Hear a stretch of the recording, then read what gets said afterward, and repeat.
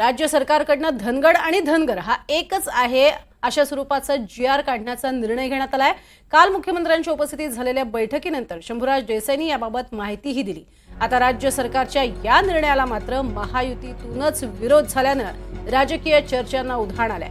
विधानसभा उपाध्यक्ष आणि राष्ट्रवादी अजित पवार गटाचे नेते नरहरी झिरवाळ यांनी राज्य सरकारच्या निर्णयाला विरोध दर्शवलाय। आदिवासींमधनं आरक्षण देण्याचा अट्टहास का असा सवाल त्यांनी यावेळी उपस्थित केलाय।